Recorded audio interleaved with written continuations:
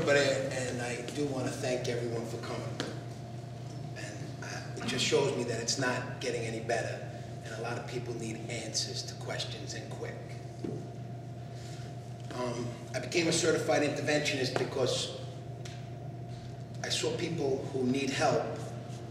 You know, I was one of those people that said, holy Christ, this pills thing is really taking over Staten Island. What are they doing about it? And then I thought to myself, who are they? When people say, what are they doing about it? I said, who are they? So I said, you know what, I want to be they. And I've done interventions from 12 all the way to 70 years old. I've had parents tell me they'd rather bury their children than spend $10,500 on rehab, and I've also had parents say, I don't care if he goes to jail, as long as I know he's somewhere breathing, I'll be happy. I can't help him. And I've done interventions, and when I walk in, I want to tell you that when I walk in, I'm not a parent. I am a parent, I have 2 children, 2 boys. But when I walk in, there's no resentments against me. I walk in and say, get your shit and let's go. Intervention, I did have my first intervention yesterday, which everyone read love letters. It took about 5 hours. And then the person was on a plane at 7 o'clock this morning and on their way to help. And I do work with numerous rehabs and detoxes. And I do work with people who have benefits and who don't have benefits. The problem was that when I needed help, I remember I called in 1990. I called the number 1-800-COCAINE. And I said, I need help. It was 4 o'clock in the morning. I was watching the buzzing on the television because we didn't have remotes. And we didn't have cable. I didn't have cable. I was lucky even had a television. But I called them up and I said, I have a problem. I need help. And I said, okay, what coverage do you have? And I gave them my coverage. And they said, I'm sorry, we don't accept it, but good luck. And they hung up on me. And I said, that's nasty. And then I went to rehab, and there was 100 people in rehab, 100. And there was a counselor who got up there and he said, there's 100 people in this room right now in rehab getting better from alcohol and drug addiction. 50 of you will be dead by next year. And I thought to myself, this guy is the meanest man in the world. But when we had a reunion the next year, there were 50 people who died from this disease. He wasn't being mean, he was being a realist. And the problem is that it has to be understood that it's a disease. It's a mental disorder. It happens not to everyone. Not everyone suffers from a disease of crave. Not everyone takes a pill and says, oh my God, give me 17 of those. Because if I feel good on one, let me 17, imagine what that's going to do. Some people say, I want to have a drink and wear a pinky ring and look good in my suit, and they have one drink and they go home. And there's some people who close down the place, then go to after hours and watch the sun come up and say, I can't believe I did it again. But that's the disease. See, what happens is we are sick people who need to get help, not bad people we need to make good. One father told me, he said, I know what, listen, I'm going to give her a good ass kicking. That's going to stop her. And I said, if ass kicking would save an addict or an alcoholic, I'd have the best ass kicking hospital in the country. Just walk through the front door and have the biggest guys, and we would beat this disease. But see, what happens is that people don't understand that you have to go for medical attention. You have to detox. Nobody can just stop. Suboxone is great to take away the pain of withdrawals, but it's not going to help you stop opiates. Because it has, what people are using it for? What people are using it for is to take away the pain until they can get another prescription, because they used all their pills up. So now they got a couple of days before they can get another one that's paid for on their coverage.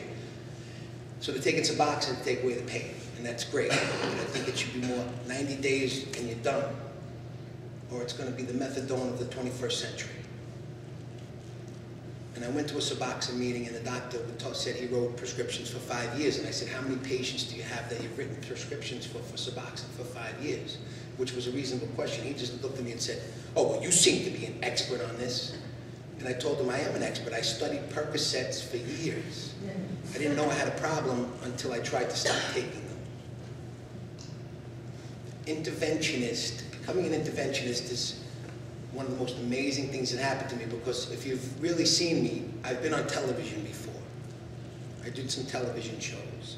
People say, you know, Joe's Hollywood. You know, it was a dream of mine to be an actor. But before I was an actor, I was an addict. Before I became an interventionist, I wanted to be an actor. And all these TV shows were saying, we're going to do it, we're going to do your show, we're going to do your show. And I was praying for the show, and then I said, wait a minute, okay, God, let me know what my direction should be. If I'm going to do a TV show, let a producer call me and finally give me a TV show.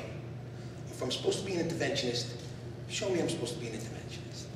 And the next day I received 10 phone calls from 10 parents who said they have children who are overdosing on drugs.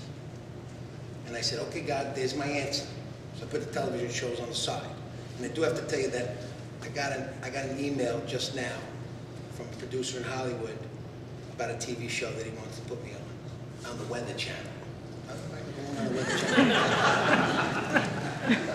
But these are just miracles that happened for me today. And yesterday the intervention was amazing, and there's been a few amazing interventions, but there's also been not amazing things. People I see who get into recovery and die. There's friends of mine who have died.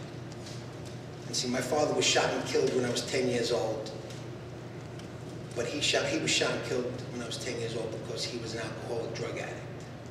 Because when you're doing drugs and you're drinking, kidnapping wise guys seems like a good idea to make fast money to get more drugs. So I became an interventionist. And I want you to know that I have cards there, and I do have behavioral health for the Palm Beaches there and Malvern there. But I take many people to Bailey Seton with no coverage, none, and they take them. And they get them emergency Medicaid. And the knowledge, you see, I take them personally. I walk them up to the front window and sit with them until they get in. And they're like, why are you still sitting here? I'm making sure that you get in. Making sure. And Doc, I thank you very much for being here. Jeff, thank God. I want to tell you more, but I asked a friend to come here, and I'm going to ask her to come up here. Carolyn, could you come up here, please? I asked a friend to come here. This is my friend Carolyn. We grew up together. We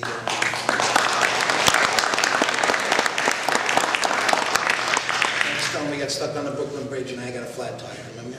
Okay. I brought Carolyn here because she has something that she would like to tell everyone. A couple of months ago, I called Joe up and told him I had a family member that was taking pills. And he says to me, Carol, we got to do an intervention. I says, all right, Joe, I'm going to have my sister call you and we'll set it up. It was my nephew. And I was a little concerned because my nephew was 6'10", he was a big boy, handsome, intelligent. And when Joe was looking up all his information for me, we were told, my nephew says, listen, I have a drug problem, I'm on these pills, I'm going to go on Suboxone. So I says, Joe, we don't need you, he's on Suboxone. And Joe says, Carolyn, you do need me, because Suboxone doesn't do it for him. And I says, no, Joe, he's going to be okay, he's clean now.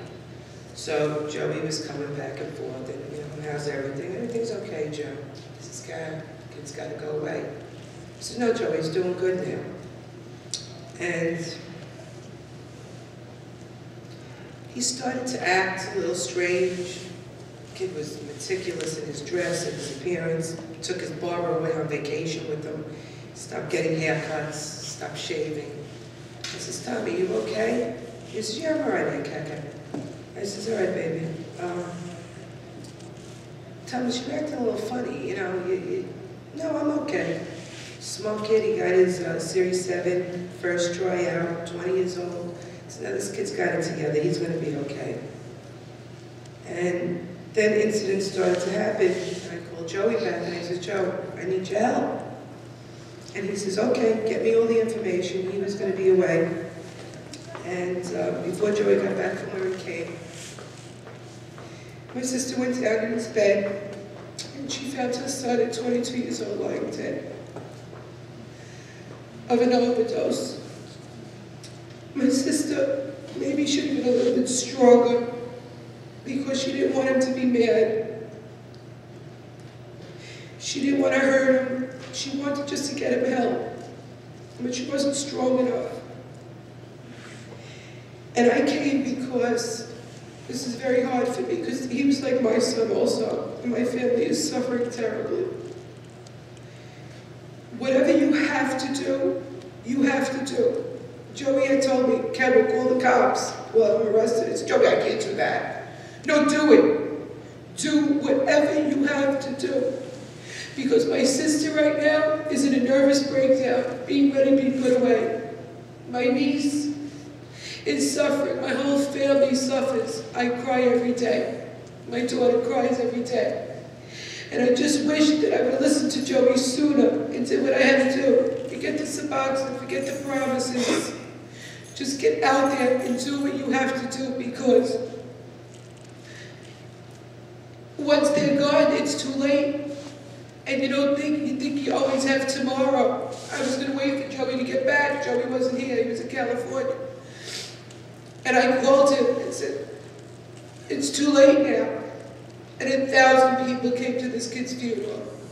It was a beautiful funeral. He knew everybody, and everybody loved him. People saw, your life will never, ever, ever be the same. Our lives are destroyed now because we're missing one of ours. I beg of you, please do what you have to do for your children. No matter how hard it is, this is so much harder. I wish I had the opportunity.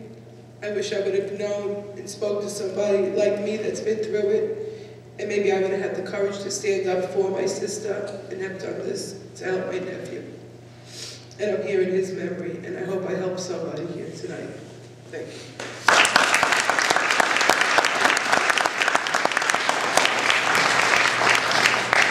Thank you, Carolyn. I love you.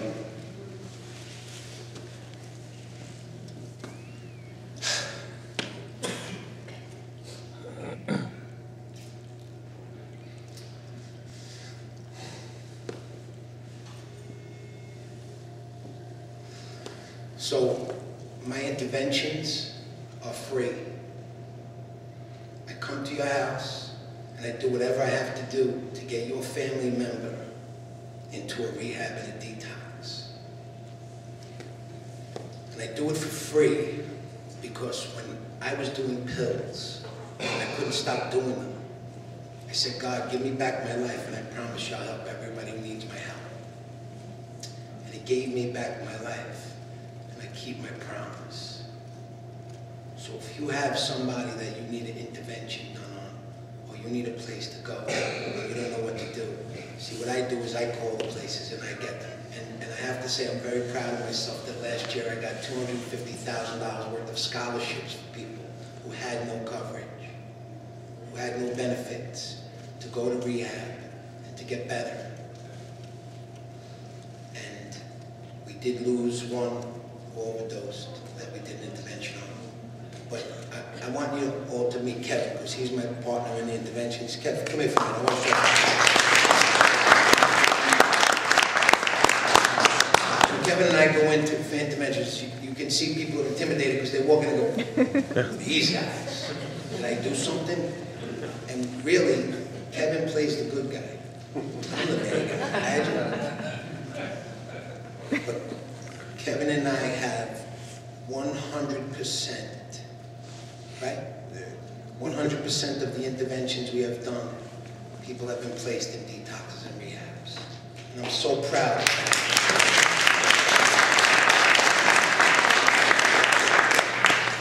So what I need you to do is I need you to take my cards and give them to people. I also want everybody to know that I spoke to Narcotics Division of Staten Island was going to come and send a representative, but they weren't able to because they're executing warrants all over Staten Island and repossessing drugs that people possess and all that. But they said to me, if you know anybody who's dealing drugs, if you know anybody who has a drug dealing operation going on, You give me their name and number, and I give it to them, and they'll take care of it for you. But again, what are they doing about it? You become they. Anonymous, just put it in a hat. Take my card, call me. Nobody will know you call me. But if you know somebody that's dealing drugs, and see drugs, if somebody dies from a drug overdose that somebody sold them, see, that's manslaughter. And that's what drug dealers don't think about that while they're pocketing your kid's money or your money. We need to stick together. We need to get the information out there, which is why it starts this way. And I hope the next one is way back. And then I hope the next one, Father Jeff says, we need the big one. We're going to the big one, the big gym, right? So I need your help. I do this for free because I promised God I would do it. If you call an interventionist, if you go on the internet and you look for an intervention, it says $3,900. Yeah, that was the last phone call. She said, the last intervention said, they're going to charge me $3,900. How much are you going to charge? Mm-hmm. And I said, we do it for free. And the last lady called me and asked me, we're interviewing interventionists. And one lady said, my family can't afford this. They told me $3,900. And I said, well, don't worry about it because we charge you nothing. And she started crying and told me I was her angel. And I said, well, I don't do it for that. I do it because God told me to do it. Until he tells me to stop, that's when I'll stop. But what we do is we walk into houses, and the amazing thing is to see kids' lights go back on when they come back out of treatment. And they got their life back together, which happened to me as well. Because I struggled with painkillers for 5 years. And my wife looked at me and she said to me, what are you doing? We've never done this before. And I said, I don't know, I can't stop. But I woke up crying, not being able to stop, and I got help. And I went to behavioral health in the Palm Beaches in Florida, which is another treatment facility. And just to let you know, like the urine tests, these kids are so smart they could beat any urine test. I had a kid pull a Whizzinator out, which was it was a fake thing to pass the urine test for himself. I'm sorry, I'm a little nervous. I don't like to speak too much. I like to lay in the back. Loves to talk. Oh my God! I like to talk to the kids that need help. This I'm not good at. So do whatever you have to do to get your kids help, because it doesn't matter what school. My son goes to Moore Catholic High School, and I take my son a couple of times a week. My mother-in-law does it as well. And in front of Moore Catholic High School, the kids are smoking blunts right there. So the only difference between Catholic schools and public schools is the drugs are better at Catholic schools because the kids got more money. That's basically what it comes down to. Kids all over the Staten Island, pills are an epidemic. Epidemic. They can duplicate these scripts, the triple scripts like you said, well, the kids duplicate them now. They have a computer program that they work with. There's a lot of things that are happening now with these kids and the drugs. You know, the smartest kids I ever met are some of them are drug addicts. You know, and they're very highly intelligent. You know, and this is an epidemic. A friend came to me. He went to treatment. He started crying. He showed up at my door. His mother had cancer. And he robbed his mother's safe, his father's safe in the house. His father had to put his mother's pills in a safe. And he robbed the pills, and he came to my house high on the pills, asking me if I wanted them. And I told him, yeah, I want them all, but I have to shut the door in your face. You have to leave right now. If you want help, I'll help you. And he said he never felt more alone in his life when I shut the door in his face that night. And he came to me and Joe about a month or two later. And he said, please, I need help. Do whatever you got to do to help me. And I did. And we put him into treatment. And he came back from treatment. 3 weeks, I buried him. Because he thought it was a good idea that he could do it again. You know, and he was a very dear friend of mine. High school football player, star athlete. Led the Staten Island in rushing. He was just a great kid. And I buried him in April 6th. The day after Easter. So if you don't think your kids have a problem, they do. Believe me, these kids out here are very, very, very smart. You know, I see it all over the place. These kids have it. They can get it anywhere. It's so easy accessible. And it's sad because all we do is bury them. All right, done. Thank you, Kevin. Okay, now there's another thing I want to tell you is that if, no matter what, listen, a junkie, somebody addicted to pills is going to get pills no matter what. Everybody, they all know where to get new pills, who's got them. Okay, and also, I just want you to know that once we finish here, that I do have pizza, which was donated by Jimmy Max at Great Kills. If anybody's hungry. But I just want to let you know that no matter what you have to do, you have to call me. I do the work for you. I call the rehabs. I get the scholarships. I make them give your child or your family member, your loved one, help. I make them feel guilty that somebody's not getting help because they don't have enough money, which is ridiculous. It's ridiculous the way the whole system works, but I'm glad that I can make phone calls and I can say $250,000 worth of scholarships were given from phone calls I made. And the hard part is in New York, you have to get a clinical, and you have to get this, and you have to get wait for a bed. See, the places that I like to work with have detoxes right on site. So right from detox, they're in phase 1 of a rehab, not going from the detox to a crisis center, which is not a bad thing, but they're right in treatment. They're in treatment the whole time with the same people who are treating them. The same faces, they know. They're being diagnosed. Misdiagnosed people are why people die. They're not diagnosed, dual diagnosis, who's bipolar, who's got a mental illness. It's falling through the cracks. We have to get together and make sure nobody falls through the cracks. It's a disease. When they told my grandfather to stop drinking or you're going to die, and he died, I didn't understand.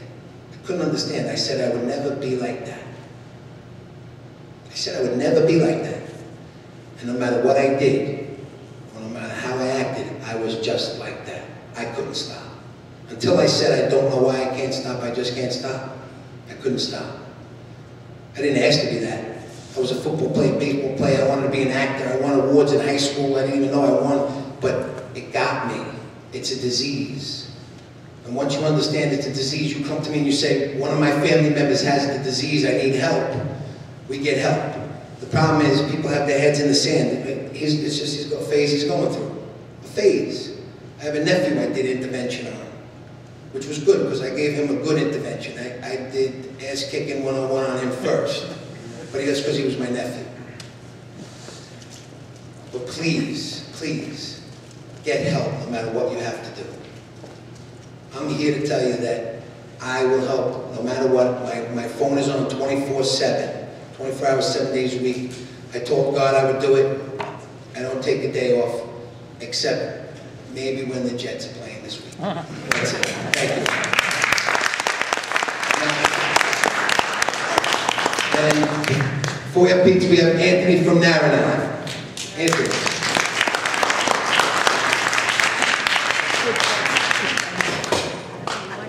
For the families. My foot fell asleep. Bring it over, come here. That's what I need, a good, you know what? Yeah.